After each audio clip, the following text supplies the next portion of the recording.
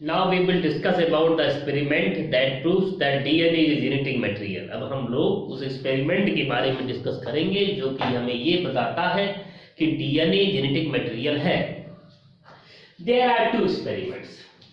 There are two experiments that proves that DNA is genetic material. The first experiment is a Griffith experiment. Griffith experiment. And the second experiment is of Hershey and Chase. Hershey and Chase. दो experiment है. पहला experiment Griffith साहब का है जो बताता है कि डीएनए जेनेटिक मटेरियल है, और दूसरा एक्सपेरिमेंट हर्षे और चेस साहब का है जो ये बताता है कि डीएनए जेनेटिक मटेरियल है. The very first we will discuss about the Griffith experiment. The very first we will discuss about the Griffiths experiment. First we will discuss about the Griffiths experiment.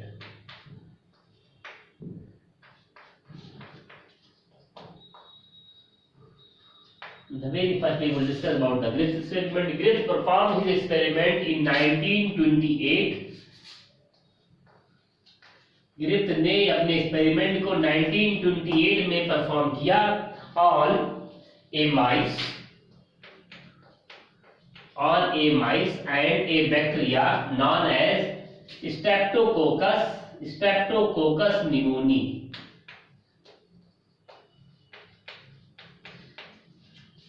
Griffith साहब ने अपने experiment को दो चीजों के ऊपर किया, पहला माइस और दूसरा है स्ट्रेप्टोकोकस निमोनी. इन्होंने बताया कि स्ट्रेप्टोकोकस की दो स्पीशीज होती हैं. स्ट्रेप्टोकोकस के दो रेसेस होती हैं. तो पहला रेस ऐसा हो गया, both Streptococcus pneumoniae is found in capsule. एक कैप्सुलेटेड बैक्टीरिया है. This is a capsulated bacteria. Streptococcus pneumoniae is a capsulated bacteria. Streptococcus, the capsule of the Streptococcus pneumoniae may be smooth और rough. जो Streptococcus pneumoniae के ऊपर जो capsule पाया जाता है, ये कैप्सूल स्मूथ भी हो सकता है और रफ भी हो सकता है. दिस में भी रफ, ये रफ भी हो सकता है और स्मूथ भी हो सकता है और रफ भी हो सकता है. ये स्मूथ है, ये rough. They may be smooth और रफ. अगर स्ट्रेप्टोकोकस निमोनी है जिसका कैप्सूल स्मूथ है, that Streptococcus pneumoniae is virulent. वो Streptococcus pneumoniae virulent है. It means it can cause disease. Way virulent है. वह Streptococcus pneumoniae जिसका कैप्सूल स्मूथ है, that is virulent. It means that it can cause a disease. वह disease cause कर सकता है क्योंकि ये स्मूथ है. इसके ऊपर कोई भी एंटीबॉडीज काम नहीं कर पाएगा, इसको तोड़ नहीं पाएगा क्योंकि स्मूथ है. स्मूथ को जल्दी नहीं तोड़ पाएगा तो ये इन्फेक्शन कॉज कर देगा. उसके अंदर ये वायरुलेंट है. ये रफ वॉल्ड है, ये रफ है, रफ वॉल्ड है. और रफ वॉल्ड जो है इसको एंटीबॉडीज बड़ी जल्दी नष्ट कर देंगी, ये खुद ही खत्म हो जाएगा. ये इन्फेक्शन नहीं कॉज कर सकता है. In this way Streptococcus pneumoniae दो तरीके से होता है. स्मूथ वॉल्ड, स्मूथ उसका कैप्सूल होगा, और दूसरे का रफ कैप्सूल होगा. जिसका स्मूथ होगा उसका एंटीबॉडीज उसका कुछ नहीं बिगाड़ पाएंगी और वो वायलेंट इन्फेक्शन कॉज कर देगा. ये रफ वॉल्ड जो है उसको एंटीबॉडीज उसको नष्ट कर देंगी और ये इस तरीके से ये नॉन वायरुलेंट इन्फेक्शन नहीं कॉज कर पाता है. नॉन वायरुलेंट इसलिए है क्योंकि इसका रफ वाल है, स्मूथ वाल नहीं है. इसका रफ वाल है, इसी कारण से ये इसको एंटीबॉडीज, रफ वाल है, इसको एंटीबॉडीज खत्म कर देंगी. और जब खत्म कर देंगे तो ये कोई इन्फेक्शन नहीं कॉज कर पाएगा, खुद ही खत्म हो जाता है. अब स्मूथ वाल, जो स्मूथ वाले हैं, ये smooth wall is of several times. They are S1, S2, S3, S4.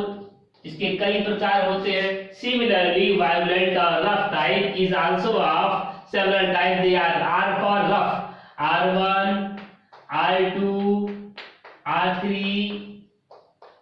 R4 etc. इस तरीके से S for smooth, R for rough. तो रफ वाल जो होते हैं वो भी कई प्रकार के होते हैं, स्मूथ वाल वाले भी कई प्रकार के होते हैं। Griffith took S3 and R2 in his experiment. Griffith ने S3 और R2 को अपने एक्सपेरिमेंट में लिया। Griffith took S3 and R2 in his experiment. अपने एक्सपेरिमेंट में S3 और R2 को ग्रिफ्ट साहब ने लिया। And he injected this in the mice. उन्होंने इन दोनों को S3 और R2 स्ट्रेप्टोकोकस निमोनी को माइस में इंजेक्ट किया। ही injected this one in the mice plus S3 को इसके अंदर इन्होंने डाल दिया। Then what happens? Then what happens to the mice? S3 को डाल दिया। S3 क्या है? S3 is violent because it is having smooth wall। Smooth है तो बॉडी उसका नहीं बिगाड़ पाएगा, कुछ वही बिगाड़ देगा, निमोनिया कॉज कर देगा चूहे को, और चूहा निमोनिया से मर जाएगा। The mouse will die।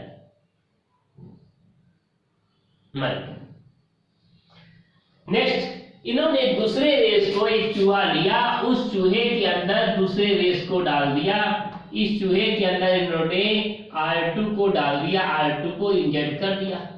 Rough वाल को डाला। रफ वाल को एंटीबॉडीज में जानता हूं, एंटीबॉडीज रफ वाल बैक्टीरिया है, उस रफ वाल बैक्टीरिया को हमारी एंटीबॉडीज, उसकी जो चूहे की एंटीबॉडीज उसको मार डालेगी। चूहे की एंटीबॉडीज मार डालेगी मतलब चूहा जिंदा रहेगा। या यही है, या तो मारो या तो मरो।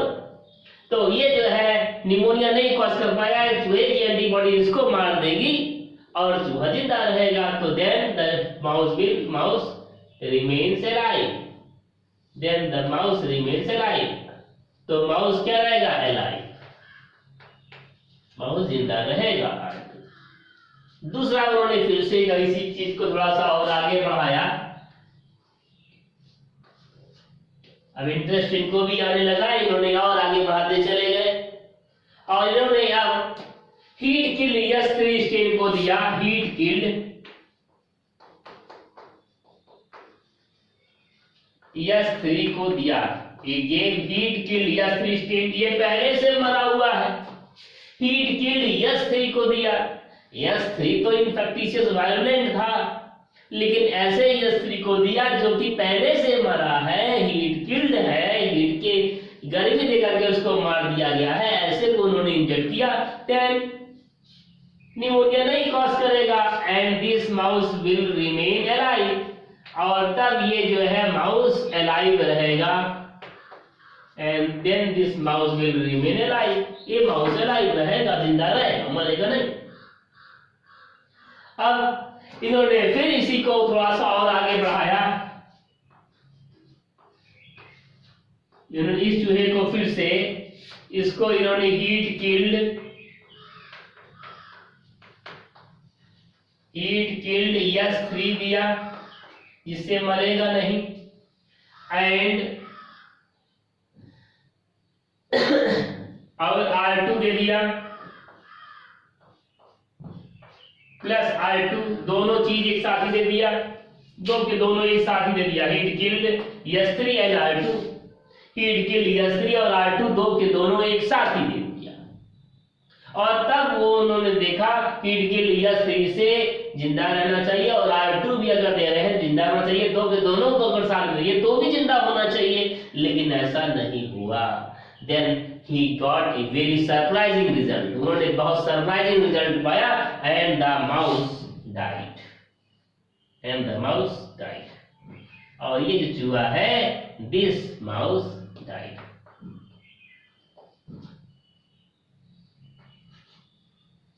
ये चूहा मर गया, this mouse died।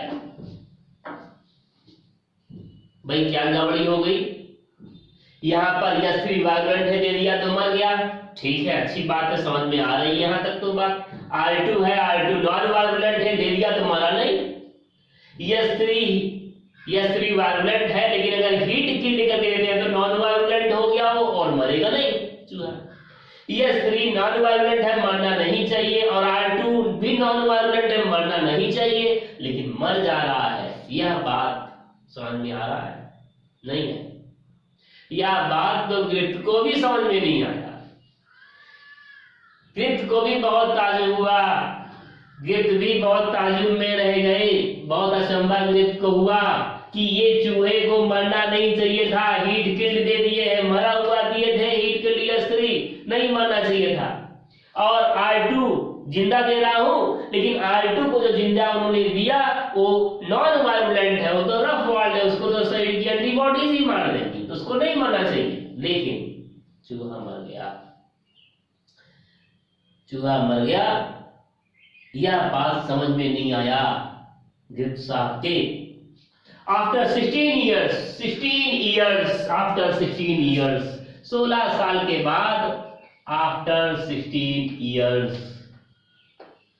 16 साल के बाद 3 लोग थे, 3 workers who performed their experiment and proved that DNA is genetic material। उन्होंने एक्सपेरिमेंट को आगे बढ़ाया और बताया कि ये क्यों मरा। पहली बात तो ये क्यों मरा, पहले ये बताया, और उसके पीछे DNA है ये भी बताया उन्होंने कि इसलिए नहीं मरा क्योंकि उसके पीछे क्यों मर गया, इसके पीछे DNA। तो आगे, after 16 years there were 3 scientist, 16 साल के बाद 3 साइंटिस्ट थे।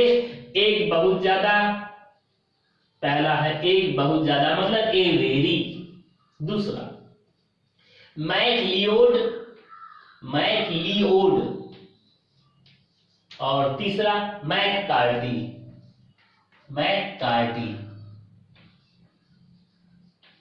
There were 3 workers, A वेरी, मैकलियोड एंड मैककार्टी। 3 वर्कर्स थे, ए वेरी, मैकलियोड और मैककार्टी थे। उन्होंने फिर से यही एक्सपेरिमेंट का परफॉर्म किया। They again repeated the same experiment and they saw, और जब वो चूहा मर गया एक्सपेरिमेंट में लास्ट फेज में, जैसे ये चूहा मरा तो उन्होंने उस चूहे को काटा और देखा कि इस चूहे के अंदर जो R2 स्टेन दे रहे थे उस चूहे के अंदर R2 है ही नहीं है।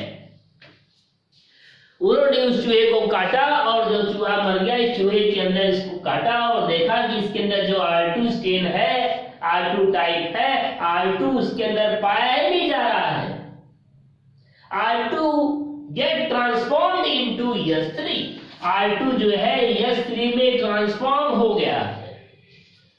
R2 किस में ट्रांसफॉर्म हो गया है? R2 ट्रांसफॉर्म हो गया है, S3 में ट्रांसफॉर्म हो गया है।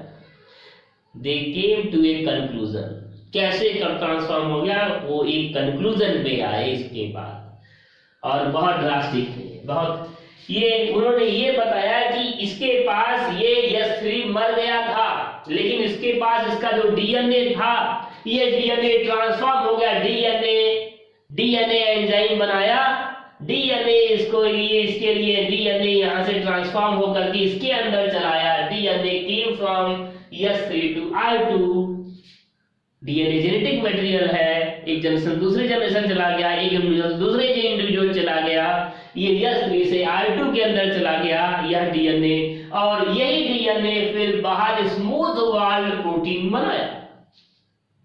स्मूथ वॉल प्रोटीन बनाया, यहां बाहर की तरफ स्मूथ वॉल बना दिया, R2 के चारों तरफ स्मूथ वॉल बना दिया, hence R2 get converted into S3। इसे एकदम से S3 वाला ही प्रोटीन बना दिया, S3 वाला ही वॉल बना दिया, और इस तरीके से R2 ट्रांसफॉर्म हो गया। R2 got transform into S3। R2 किस में ट्रांसफॉर्म हो गया? R2 ट्रांसफॉर्म हो गया S3 में।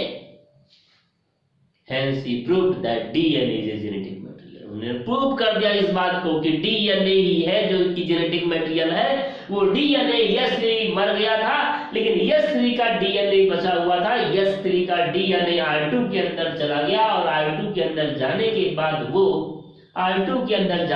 बाद वो फिर से R2 के अंदर जाने के बाद वो फिर से जो है बना लिया, वो फिर से बनाया स्मूथ वॉल बना लिया और स्मूथ वॉल बनाने से वो S3 में कन्वर्ट हो गया, S3 में कन्वर्ट हो गया।